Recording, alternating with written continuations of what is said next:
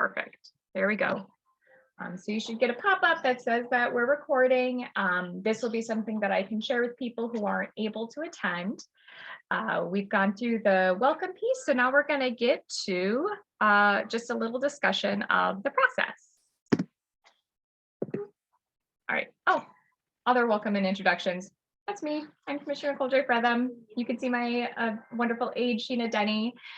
We are happy to have you here. If you'd like to just post your name and city in the chat, unfortunately, there are enough folks where I think we'd take up a lot of our hour if we went around to everyone, unfortunately. But that way you can introduce yourself to your neighbors. And just noting here, so I represent District 1. I don't represent all of Ramsey County. So I represent, there are 2 small sections of Spring Lake Park and Lane in Ramsey County, which I represent. I represent 75% of the city of Moundsview and all of the cities of Arden Hills, Shoreview, North Oaks, Vanna Heights, Gem Lake, and White Bear Township, which is a township, not a city.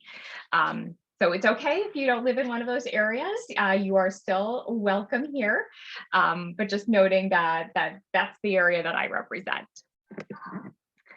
So a bit about the Parks Ordinance project. And can folks see the PowerPoint? You can go ahead and nod. Perfect. Excellent.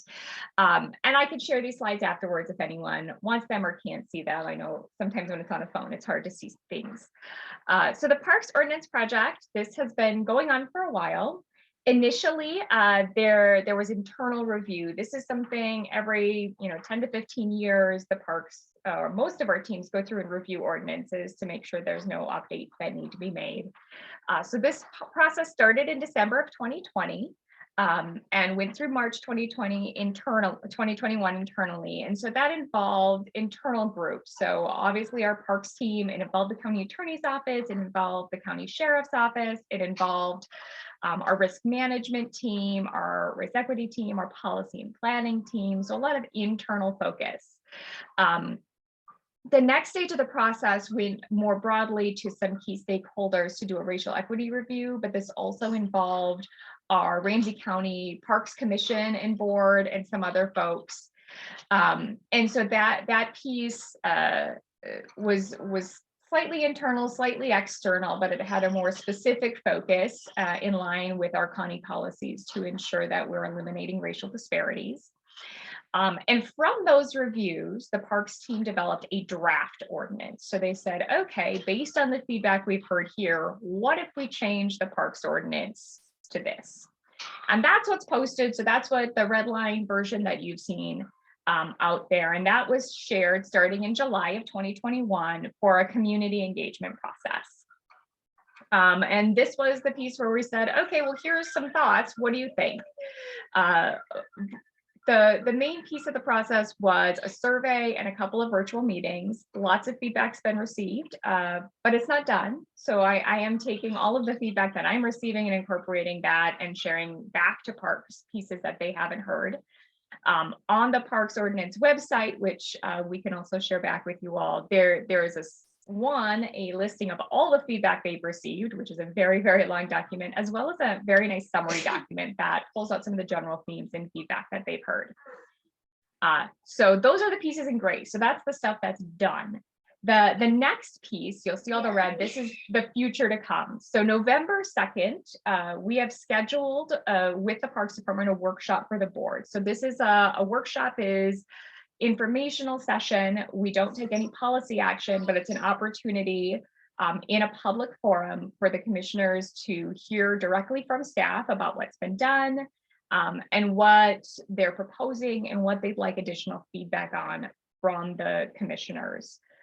Certainly, I've had an opportunity to ask questions. I set up, once we started getting some community feedback on the proposed ordinance, I set up a meeting with the parks director and we discussed the process and what's been going on and what the timeline is, and some of the background pieces of what's been proposed and why. But this will be our first opportunity to actually really weigh in and propose feedback. So anything you've seen that says, oh, the Board of Commissioners has decided this or is voting on this, that's not true. This was all done internally, staff review, and we haven't really had an opportunity to provide formal feedback yet. based on that formal feedback and that board workshop, the parks, and then all the feedback they've received from the community engagement piece, the Parks Department is going to revise the ordinance and put forward a revised draft ordinance. So this will look different than what you've seen, I expect. From there, once that revised draft ordinance is published, there is a 5-week public comment period. So that is another opportunity based on the changes that have been made for people to provide their feedback on the changes to the draft ordinance. There will also be, because it's an ordinance, there is a formal process where we hold a public hearing for any ordinance change. Right now, the earliest that would be was late December 2021. Based on my conversations with park staff, I don't expect it to happen this year. I expect it to happen in early January, maybe February of 2022, because they'll need to provide that full 5-week public comment period once the revised draft ordinance is published. And I expect there'll be some changes from what you've seen. The public hearing will provide an additional opportunity for people to make comment. Right now, we're still in COVID, so I'm not sure what that comment period will look like or what that hearing will look like. For our budget hearing, we did end up having to hold it virtual. I am hoping that as cases are declining and folks are getting boosters for COVID, and we will hopefully be able to vaccinate our 5 to 11-year-olds beginning in early November, that we may be back to having an actual in-person public hearing when this comes up in early 2022. But we'll be able to share more details. And there won't be anything for the board to vote on in terms of this ordinance until after that public hearing. So like I said, first part of 2022 is when something would actually come before us for a vote. Okay, so with that, so key takeaways. There is no vote scheduled. So anyone who's writing me to say vote no, I've got nothing to vote on yet. So just, we've got some time. The second one is we haven't had an opportunity to provide feedback as a board of commissioners. When we're giving policy guidance, that's something covered under open meeting laws. So we need to do that in a public forum that's noticed to everyone.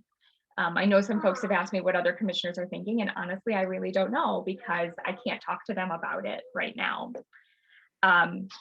Also, that the ordinance will be reviewed and revised before a vote is scheduled. So we won't be voting on the draft ordinance that you saw. There will be changes. I don't know yet how substantial they'll be, and we can talk more about some of the specific policies that I have concerns about and that I've heard concerns about. And finally, there will be additional opportunities for you to provide feedback. I know one thing I've heard from a lot of folks is they didn't feel like they had a chance. So the opportunity to provide feedback is not completed. All right, so common concerns. I'm going to start with the procedural concern. There were a lot of folks that were concerned that they didn't receive direct notice of proposed changes, that there wasn't a mailing to properties adjacent to parks. As I'm sure you know, as the county is doing its business, there's a lot of things happening at once, and the team really needs to be thoughtful about use of resources and how do we engage and notify the public. In this instance, there was a social media campaign. Anyone who subscribed to Ramsey County updates from the parks team, or if you're on my District 1 newsletter, you would have gotten that in one of my newsletters. They also posted signs in parks, so users of parks would be aware of it. And it's not a perfect process. It's hard to say what folks are going to be interested in any ordinance review. So I understand that there could have been more done, and there wasn't a right-sized approach for this particular ordinance. And also that some of the language was confusing. That most folks might hear, oh, the parks ordinance is being revised, and not know what impact that would have on them. So that's feedback I've already shared with the parks team, that this is something that probably requires more direct feedback to people adjacent to park property, and that we need to think more about how we talk about what we're soliciting feedback on to get people engaged in the process. Unfortunately, we can't go backwards and fix this, but as I've noted, that you are all here shows that some level of engagement has worked. And part of that is, I know there's been a lot of community discussion and neighbors talking to neighbors, which is excellent. Word of mouth is fantastic. There's been newspaper coverage, which is helpful. And then in regards to some specific concerns about the survey and concerns that, are the voices of people around the parks were represented. If you look at the summary data, which is on the Parks Ordinance website, and I know Sheena's put the link to that in there, they break down by zip code how many respondents to the Park Ordinance project came from each zip code. I've pulled that out, as well as pulled some internet data on the percentage of Ramsey County's population. So if you look at the 4 zip codes that encompass my district, District 1, that would be 55112, 55126, 55127, and 55110. 45% of the survey respondents came from a zip code in District 1. So although I know a lot of folks who wanted to provide feedback didn't feel like they got to, almost half of the feedback that was received from people in my district, which is great. I love that you're also engaged. And also to note that based on the feedback I've been receiving and the feedback received in that survey, I do feel the responses they received, which were about 1,500 responses, are pretty representative of the concerns that I've been hearing on the whole about the proposed changes. So with that, recognizing that it was not a perfect process and the county is continuing to learn how to do better in that, I do want to, hopefully alleviate some concerns that feedback from people, at least in District 1, was heard loud and clear in this process. So to more substantive concerns, let's get to the big one, 24-hour parks. This is what I've heard the most about. I'll start with one question that I get a lot. So why would anyone even consider this? I did some research, like why would people consider this? Who considers this? This is a trend that's actually more common in Europe and larger cities. If you think about folks over in Europe, they're going to go out to dinner and they don't eat till 9 because they're not an old lady like me who wants to eat my dinner at 4. And then they want to go out afterwards. So they go to the city parks and they hang out there. It sounds very lovely and European. Also, there's like philosophical reasons. People feel like this is public land. We should always have access to it. There's climate change concerns as weather gets hotter during the summer and folks, it's too dangerous to be outside. They want outdoor space. So using the parks at night can do that.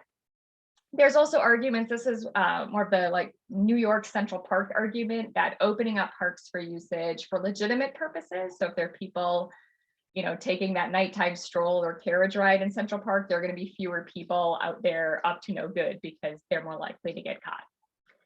Those are the reasons why someone would support a 24-hour parks ordinance. I don't think this policy is right for Ramsey County for a lot of reasons. First and foremost, even people who advocate for 24-hour parks, open parks, say that good lighting infrastructure is a prerequisite for consideration of this policy. We don't have that. We don't have that in Ramsey County parks. And if that's a prerequisite, even for people who support it, it's not on the table for me. Number 2 is we have a really different function. We're not next to restaurants for people to go for a leisurely stroll. I mean, except for Lindy's, you could maybe go for a leisurely stroll there, but Lake Johanna Boulevard's sidewalk infrastructure isn't great. So hopefully we're going to fix that after our corridor study, but still that you're not going to get a lot of people having dinner at 9 o'clock and then wanting to go for a stroll in the park. So that sort of cultural component that where it works in other places, that doesn't work here. Also, we're not experiencing the same climate impacts yet. We certainly have had some hot days, but also if you look at our parks compared to say the city parks of Paris, where this is one of the major reasons why Paris has changed their parks hours, we have cooling infrastructure during the daytime in our parks. We have multiple lakes and public beaches, so you could still use our parks during the day and cool off at them. So the need to do it for climate change reasons just isn't here, in either because of the infrastructure we already have in place and the composition of our parks, or because we're just not experiencing those same impacts that other geographic regions are experiencing. So do I support a 24-hour parks policy? No, I don't. I'm not going to vote for that. So for those of you who have expressed that concern, I've pushed back on this. I've shared my research with the Parks Department and told them, like, here are the reasons why I don't feel like I can support that right now. I do support changing hours for clarity. I think the sun up, sun down, especially I've got dogs, and if I get my kids home from school and I feed them dinner and I want to go take my dog for a walk in the park afterwards, a lot of times, like, there are months during the year when I can't do that. And there are months during the year where work hours just overlap in a way where you can't actually get outside if you've got pets, or if you want to go for a jog. There are people that want to get up at 5 a.m. and go for a jog, and more power to them. I'm not one of them, but I don't want to disturb them in their fitness. So I'll say that that's where I'm at right now. One thing I've asked our team to look at is policy, and for more data on, is policies around where all of our city parks hours are located, are set at right now, and where noise ordinances are set at. I know one of the questions on the survey was whether 5 a.m. to 11 p.m. as hours worked for people. My initial brief review indicated that for noise ordinances in cities, they're usually to 10 p.m. and I think we should align with that. Obviously, there are a lot of cities in Ramsey County, and we're not going to have perfect alignment, but to the extent possible, I think we should make it less confusing for people by aligning. That's the big one.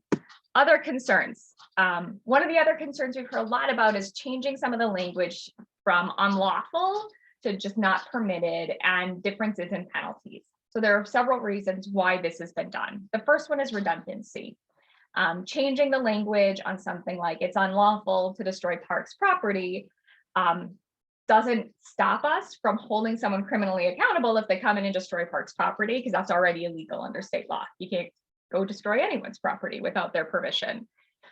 So it reduces redundancy. The other piece of it is that it provides right-size accountability. The way the statute is written, the ordinance is written right now, everything has the same penalty. It's all a misdemeanor. It's all $1,000 fine. So that doesn't matter if you set a bench on fire or you walk on a cross-country trail instead of a walking trail. It is the same crime.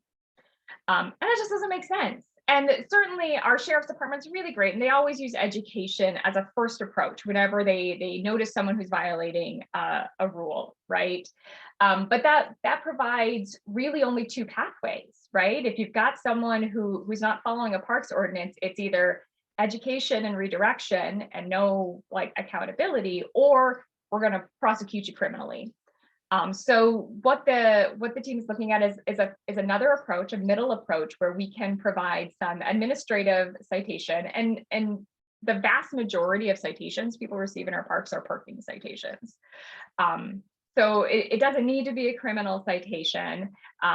Providing that administrative pathway allows us another form of accountability that we don't have right now. Without taking away the ability to prosecute criminally, because a lot of those statutes exist at other levels. Another piece of that is just plain language and simplicity. Trying to remove duplicate rules makes the ordinance shorter, easier to read, and easier to read ordinance is easier to follow. If you have a concern about the language change from unlawful about a specific policy, if you think that change on a specific policy leaves a gap where there isn't a criminal sanction or a way to enforce that policy beyond the administrative pathway, please let me know. One that's come up is noise. I'll say that all of our parks are covered under city noise ordinances. So that's why language about noise has been removed, other than amplified noise, because that's covered by cities delegate that to property owners. It's not necessary for us to put it in there. There is still a pathway for enforcement and criminal enforcement in those things. But if you see one that you think has been missed, please let me know and I'll investigate. These have been reviewed not only by our attorney's office, but by public defenders and other legal aid societies, and the sheriff's department. So I don't think anything's been missed, but if you spot something, please let me know. But as a general rule, I do support this change because I think it makes a lot of sense. I'm a big fan of making things easier to understand and reducing redundancies. And I like the idea of providing another pathway for accountability that could potentially even include options like volunteer hours to make up for harms caused to our parks.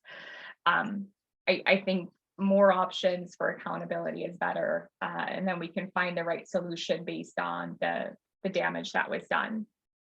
Finally, one thing that has come up a few times, are these changes being proposed that Ramsey County can set up homeless encampments in Ramsey County parks? The answer is no. No, we don't want that. We don't want that. Camping and residing in Ramsey County parks is currently prohibited. It continues to be prohibited. We spent a lot of money housing people in like actual buildings. We don't want to put them in our parks. We have no interest in that. And nothing, even if the draft ordinance you read were enacted as is, it would still not be permitted to live or camp in a Ramsey County park. That's not an appropriate usage of those. And we will continue to defend that. Oh no. Apologies, Karen and Steve. I just saw you in the waiting room. This is being recorded so you can catch up what you may have missed. We have reached the open dialogue piece. I think I've hit the major concerns that I've heard. So this is your opportunity to jump in and ask questions. So there are two ways to do that. You can raise your hand and we'll unmute you and give you a chance to speak. Or you can throw your message in the chat and we'll pull it out of there.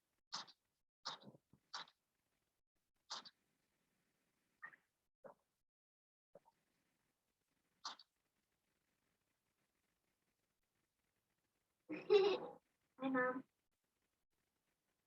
Yeah.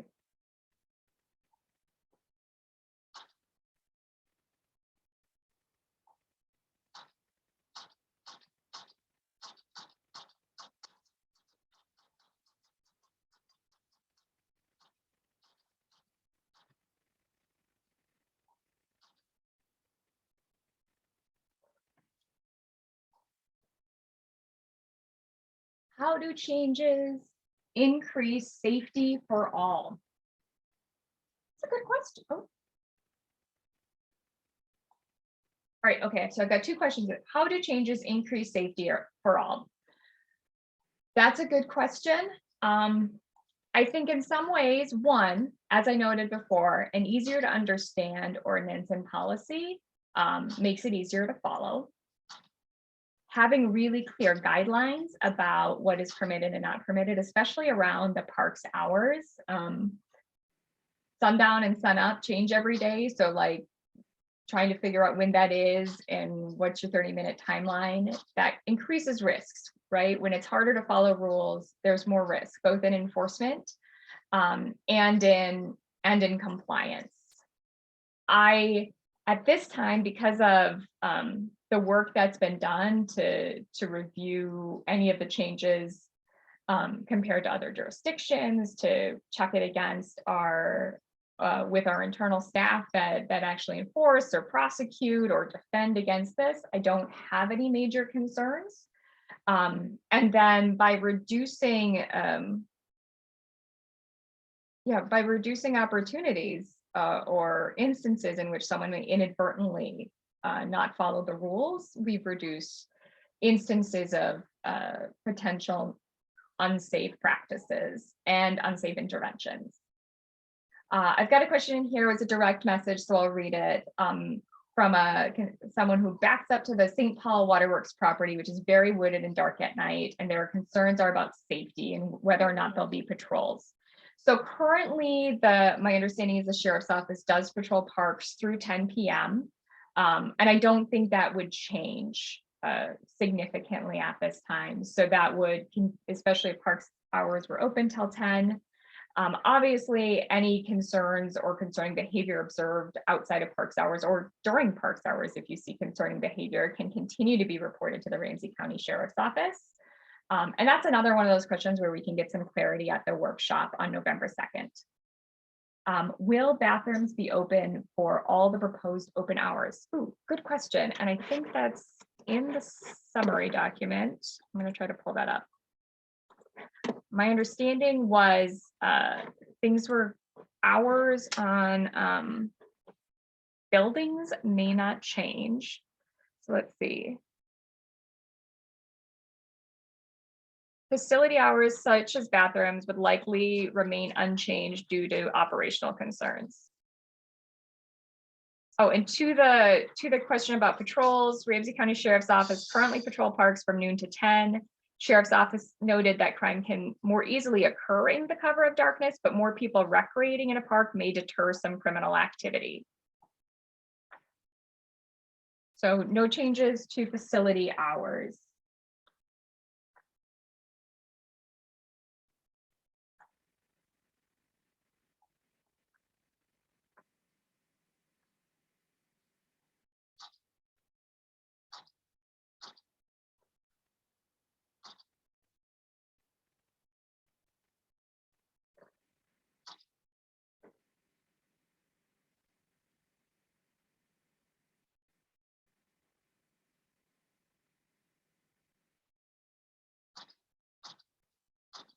Oh, Marie, do you have a question? Hold on, are you able to unmute? Can I unmute you?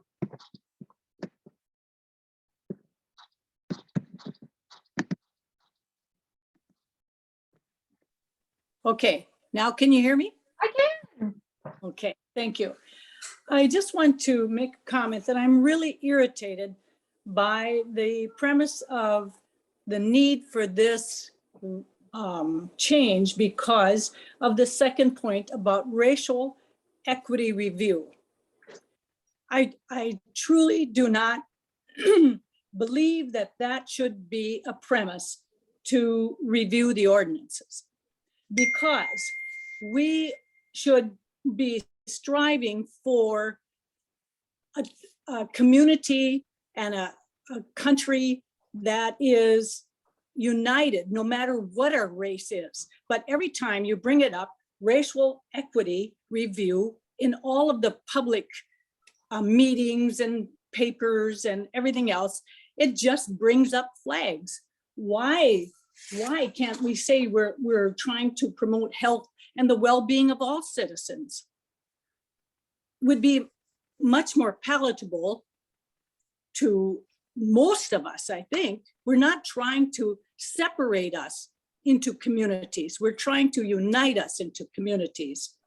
And thus I say, if you want to do a review of the ordinances, I haven't any problem with that, but not to say racial equity review.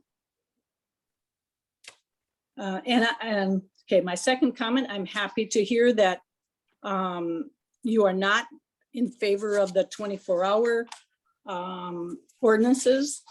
And I was also a little bit disturbed by this because in the paper and on October 13th of the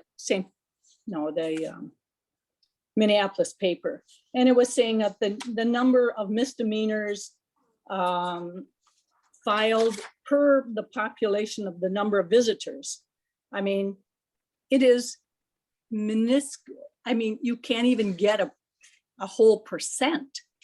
And so it seems like an awful lot of work and disturbing a lot of people's peace of mind for what? I mean, it seems almost like a waste of federal money, waste of our tax money for something that really isn't an issue. But that's my comment.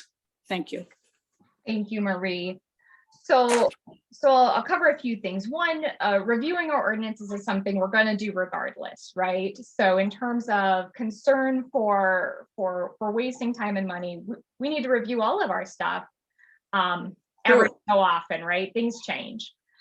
So that piece, in terms of the number of citations, you're right, it's really small. So it's one of those situations where changing this language, I know folks are concerned about that, but noting that we don't really give a lot of citations. But remember what I said about there really being two pathways right now, right? Someone violates one of the ordinances. Now your options are education, saying, hey, stop doing that and walk away, or we're going to do a citation. Because there's so many things in the middle where it's like, I'm not going to prosecute you for a misdemeanor for this. This provides another pathway for accountability where folks who maybe right now are in a gray zone and might get sort of just off the hook would be able to be held accountable through an administrative pathway, without reducing the people who could get some sort of criminal sanction, not necessarily through our parks process, but through a different means, through prosecution under state or city laws. As for your questions about race equity, and I know some folks agree with it, it is right now, if we look at our data, not just in Ramsey County, not just in Minnesota, but in our country, there are very stark racial disparities in outcomes. And one thing you mentioned was health, right? There are significant health disparities and health outcomes for people, and they're based on race. And so if like you, I want us to be unified, I want us to all, see each other as human beings. If we don't think race should impact health disparities, there's something else impacting the health disparities then. And that's what we're looking at. Are there structural reasons why people of color here in Ramsey County have poor health outcomes? And structural reasons mean it could be something embedded within our policy. So that's what we mean by race equity review. Also, just noting, making sure that every voice is heard. I showed the data chart of people who we got the survey responses from, right? And the vast majority were from, a big chunk of it was from people in my district alone, and I'm one of 7. So ensuring that, and if you go in deeper, looking into the summary, the people who reported their demographics based on that survey, they don't reflect the demographics of people. However, your district also has the most parks. It does. No, and I think that's great. And that's why I'm glad we got such a robust response. But also making sure we are noting and getting feedback from everyone is important, especially people who have traditionally not been heard, and people who aren't as represented, right? On our, I can't fully represent a perspective and fully understand why people of color may not have the same health outcomes, because that's not my lived experience. So taking the time to listen and understand, just like I'm taking the time to listen and understand to all of you who showed up, I think is important. And I think it's important that, when we look at the outcomes, whether it's health or education or economic outcomes from everyone in Ramsey County, I want us all to be, I want it to be a meritocracy. I want it to be based on how hard you work and how much effort you put in. And I just, looking at the racial disparities, I can't believe that's true.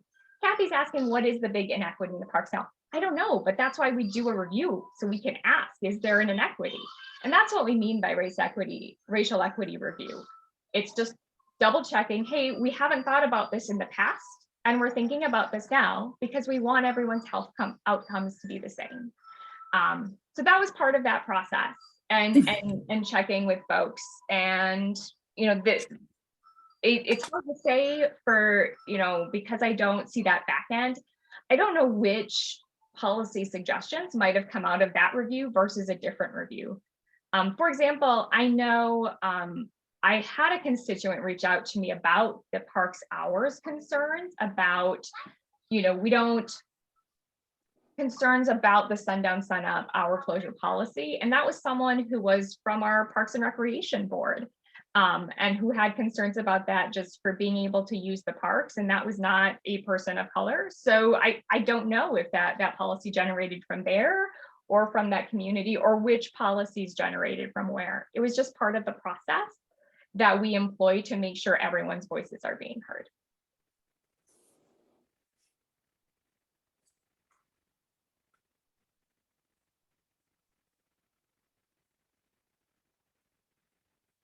So we've got a question. Okay, I'm gonna go first to Councilmember Holmes' question. Hi, how are you? I hope you're well. Thanks for coming. There was some mention about that park hour changes were beneficial for minority communities, but you not mentioned this. What are the benefits for minority communities? It seems the changes are beneficial and or detrimental for all. That's a great question. So, and I can't speak directly to that. I think some people may have suggested that in the reports, and it might have been based on feedback received. One thing I can note just from the other work that we've done in terms of job opportunities and work, folks, there's a disproportionate number of people of color working in hourly jobs, shift work, off work hours. So being able to access the parks, they might need different parks hours, right? So different, not a traditional 9 to 5. So, you know, being able to use the parks on weekends might not be helpful for them because they're working. So that might be one piece of it. There's also disparate access to transit options for people of color. So fewer people of color own vehicles, might rely more on public transit, walking, biking. So opening up park infrastructure to allow them to do that safely. You know, especially, you know, one thing I've talked to a lot of folks about is poor access to pedestrian, biking, walking infrastructure along our roads here in the northern Ramsey County suburbs. So having options to get home where they could walk through a park, that's something I've heard. I don't know how wide that need is or how much of an impact it would make. Sharon has a question about why is McCarran's park hours 6 to 9:30 with gate closing at 9:30? When did that happen? There's some trouble there? Good question, Sharon. This is actually a question. I think it was the Durheims who I met with. Hello, Daryl. I think you're on. Had mentioned that as well. I did follow up with our park staff to ask, and they said it happened so long ago, there isn't record of why McCarran's Park is different. If the park ordinance, whatever park ordinance changes happen would apply to McCarran's equally as to other parks. So we wouldn't have this difference in parks hours across our system anymore. How do you enforce the administrative penalties are issued? Great question, Kathy. They're still working through that, and it's in. This was something that came up, and this will be a question that we ask at the workshop as well. I'm trying to find the piece of it. They said that there are some options. One is that there's the administrative fine, and that failure to pay the fine or participate in a volunteer work option, if that's offered, can convert it to the more traditional misdemeanor pathway. So that would create that middle pathway. Folks who don't comply with that alternative administrative option would then default to the previous option of misdemeanor. So that's the enforcement. There's also, so there were two options being considered. The other option was a petty misdemeanor, which is a non-criminal offense, and it has a maximum fine of $300. The appeals would be through the court system there. So that would be the two pathways they're considering. And let's see, right now, that'll be something I think probably a big piece of our discussion at the workshop, getting more information about that beyond what's in the summary. If there have only been 166 citations in 2 years compared with 12 million visitors, and most of these were parking, why is any change in rules necessary? Thanks, Daryl. So I think, you know, as I noted before, when there are only two options, do nothing or do this action, which might be too severe for the penalty, you might result in a situation where people are doing nothing more often. Also, with parking citations, I've had parking tickets. I don't know if that should qualify as a criminal offense. That's typically administrative even in cities. So if we're looking at one, making a right response to parking citations, but then also providing a pathway for something in between, maybe there are things that we aren't taking action on now that folks would prefer that we did. This would provide allow a pathway for that. And based on the feedback we received from you know, our attorney's office and public defenders, that right now the options we have for enforcing road violations of park rules aren't sufficient. So that's why the change would be made. All folks need to follow rules. Rules are not negative. They teach responsibilities so all can enjoy public property. Absolutely. I don't disagree with that. Like, we need to have rules that folks can understand, that are easy to follow, and that promote safety.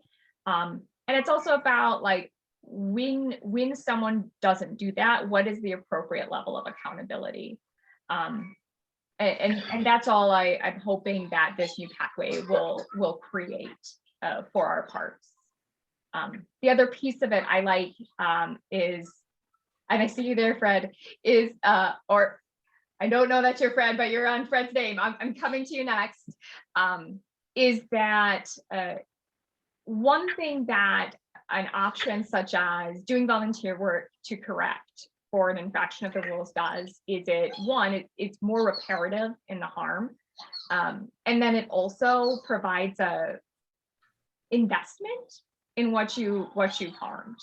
A lot of folks, if you're walking through a park and you just throw your garbage on the ground, how much do you really care about that park, right? If you really truly care about that park, you're not going to throw your garbage on the ground in it.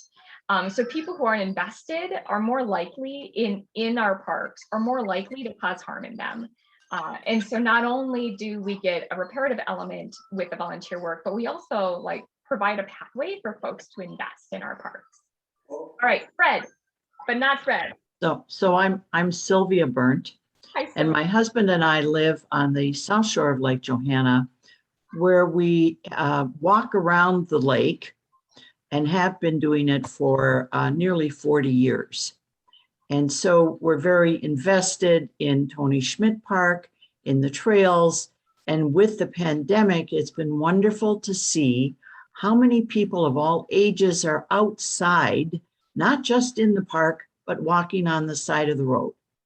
And so one of the things about your ordinances is that, are you looking at a consistency across the county? There are all these municipalities. Each of them may have different park ordinances, and it makes sense since we move from place to place. Like yesterday, we were walking in Central Park in Roseville, and I was looking at their ordinances just to see what did they say. Are we trying to have a unified consistency from Ramsey County to every municipality, so all the rules are pretty much the same, whether you use a Roseville Park, an Arden Hills Park, a park somewhere in New Brighton, so people don't have to think, oh, I'm in a different place, I have to follow different rules. And it would make it so easy to bring in stakeholders from all the municipalities to work with the county commissioners and review this every 5 years or whatever's necessary, and to not spend a lot of time and energy splitting things apart, but pulling everything together. And that kind of refers back to Marie's comment about unification. We're all in the county, 500,000 of us, and we all are invested in the same quality of life. Thank you, Sylvia. Yes, that is a brilliant point. And I know that is something that the team looked at. If you, again, in this summary document, one of the pieces that they noted was reviewing most local park agencies have hours from 5 or 6 a.m. until 10 or 11 p.m. I did ask our team to put together a list of each of our municipalities and what their parks hours are at, because I know that's not universal. And then also, what are the noise ordinance start times? I think to the extent possible, if we're setting set hours, they should align with what other cities are doing. Because I agree, most people don't even think about am I in a city park or a county park? They just know they're in a park, right? Right. And also, most folks haven't read the park ordinance. The folks who've read the park ordinance on here, how many of you read it beforehand or before you entered a park? Most folks don't, right? Because we all have a sense of what is good and right and how do we treat our public property, right? So I'll disagree with Daryl a little bit about people obeying the rules because of the penalties. Some people might. I guess it has never occurred to me, the fact that I could get a misdemeanor isn't what stops me from destroying park property. It's because I want to take care of my parks, because I love my parks. And I think the vast majority of people do that. And the vast majority of people who are thinking of doing something harmful in the parks don't go do it and check the penalty first, right? You don't go I kind of feel like selling some drugs today. Where is it going to be the cheapest place if I get folks don't do that, right? And then there are folks who just make a mistake I'll say that when I heard that it was considered a misdemeanor to walk on the wrong trail, I thought, oh no, because I'm pretty sure when my daughter and I tried cross snowshoeing at Tamarack last winter, we ended up on the wrong trail at some point because they weren't marked and it was snowy. And I certainly didn't intend to do that, but gosh, giving us both misdemeanors for that would have been really intense. And that's obviously a situation in which they would have said, okay, just get on the right trail, lady. But there's so much gray area in between there. So I do think that for the most part, people who use our parks, the reason we have a low incidence of infractions is because our parks are so loved. We want to take care of them. And I see all your presence here is because of your love and appreciation for our parks. And I Yes. really think the vast majority of our community is there with you. So it's about making sure that we are clear about how should our parks be used. We want to make it easy for people to use our parks well and safely, and to have access to them when they need it. Let's see. We want protection from the 1 or 2% that are problems. Absolutely. And that's why our sheriff and our county attorney's office were involved to ensure that any changes, we're still going to be able to prosecute those people who are making problems and who are making parks unsafe. None of that has changed. Isa asks, I wonder if parking citations are used as a lesser fine. People who walk through the park live close, so they're invested in the cleanliness and the quality of the park. People who arrive with a car live farther away and might be less invested. It's possible. You know, as I've also already noted, you know, we don't have great infrastructure to get to a lot of parks. Even for folks who live close by the parks, there isn't always a safe sidewalk to get there. I know I myself have driven to parks that are relatively close just because it didn't feel safe to bring my kids along the roadway there. So it is possible that there are folks who are less invested if they're driving, but I don't know if that's always the case. And I also know that there are places where you know, there are different, you know, one thing I've heard and I agree with is there are places in our park system where we need better parking infrastructure, such as the Rice Creek Trail North, where the dog park is there. That's one that fills up and there's a lot of no parking zones. And I see people parked along them all the time because you want to go when your dogs can play with all the other dogs, and then we're all there and there's not enough parking. So that's another piece of this that I intend to raise during the workshop is, are we looking at where people are getting parking citations and considering whether expanding parking options for those is a way, you know, if we care about expanding access, expanding parking is one way to do that, knowing, especially our part of the community, that we don't have good walking and biking infrastructure. Isa says, I think it's okay to have different rules for St. Paul and different for Arden Hills or Shoreview. We have different needs. I agree. And it's likely that, you know, we are not going to be able to align 100% to our other jurisdictions. There are 17 municipalities within the borders of Ramsey County. So we're not going to be able to completely align with everything that they're all of those, because they're going to be different, right? So our goal is, to the extent possible, that we are going to make sure that we're not increasing confusion by having different policies across Ramsey County. Let's see. I'm scrolling back up to make sure I didn't miss anything. Paul Gardner says, do we have county park friends who are volunteers who can be eyes and ears and keep an eye out for crimes near their homes and park land? Trained volunteers, I mean, not just snoopy neighbors. It's a good question. I don't think that's something we have. It's a good question, so let's note that and follow up. I know that for many of our dog parks, there are organized groups that volunteer around them, but the broader parks as a whole, that I'm not sure about. I also know Tamarack has a really robust volunteer group that works, because there's a lot more work that's done at Tamarack, like the tree tapping, and so there's more there. Let's see. Daryl has asked, can you commit to getting Ramsey County to send notices to property owners near the parks when the ordinance is ready for review? So I'll say that our Parks Department has said that at this point, there are no specialized or targeted mailings being done. And partially this is because we're already doing robust outreach, and the staff feel that there is a concern that people adjacent to the parks would be given unequitable notice to other people. Now, I'm willing to bring this up during the workshop and push for it. It's not, I'm one member of a 7-member board, so I can't unilaterally make any decisions. But I can encourage that because there will be a direct impact to changes to these properties, adjacent property owners should be informed.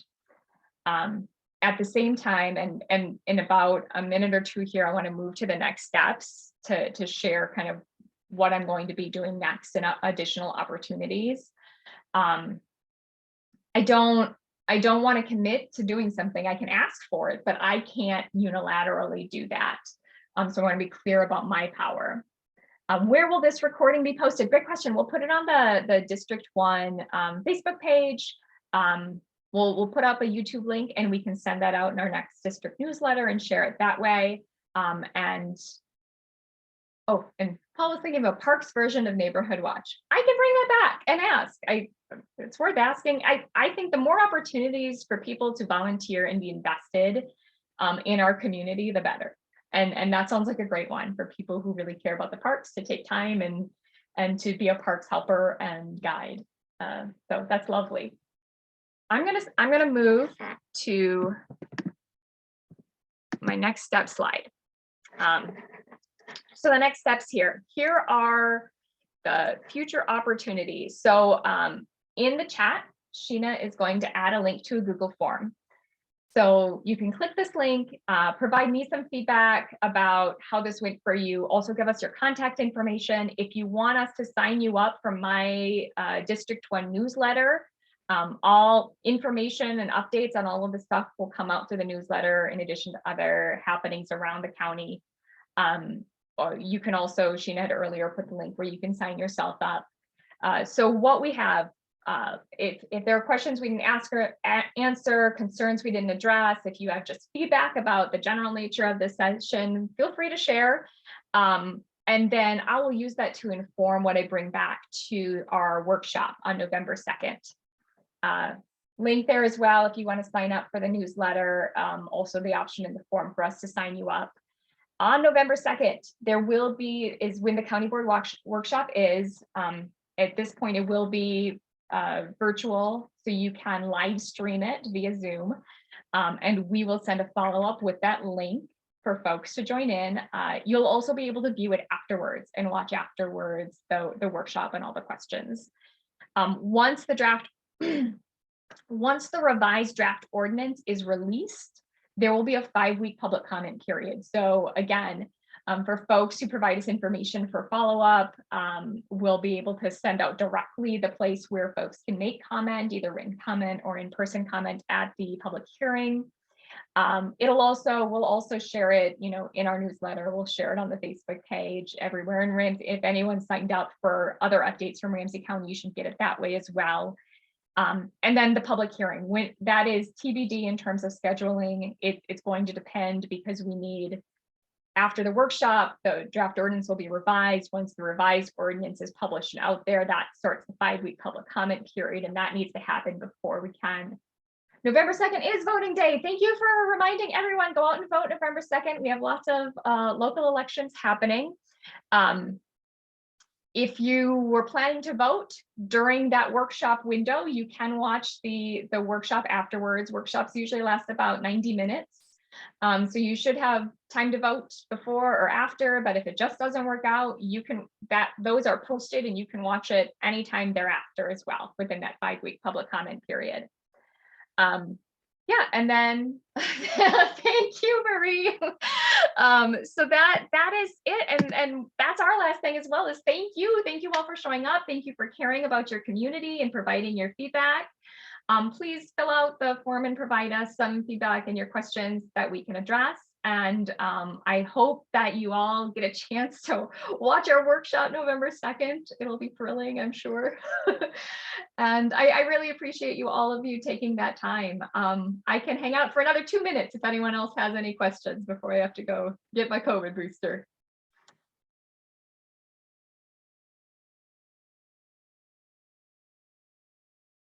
Oh no.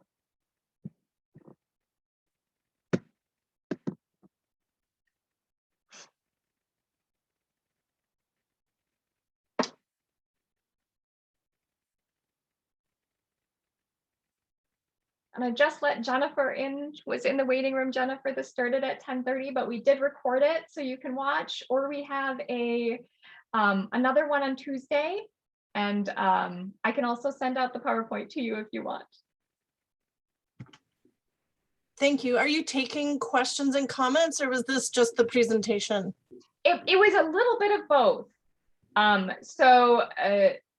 We did a presentation at the start to try to address some of the common concerns that we've been hearing, and then we did open questions. So if you want, we can send you the recording. Otherwise, we're doing this again Tuesday. Sure. I mean, I just have the quick statement of support in terms of especially some of the decriminalization. Oh, thank you. That's why I showed up, was to make that comment. I'm in support of all of that initiative. Well, I appreciate that. I am also supportive of the language changes to decriminalize parks infractions and to create a restorative and administrative pathway. So Great, thank you. thank you. All right, goodbye, everyone. Thank you so much. We appreciate it. Oh.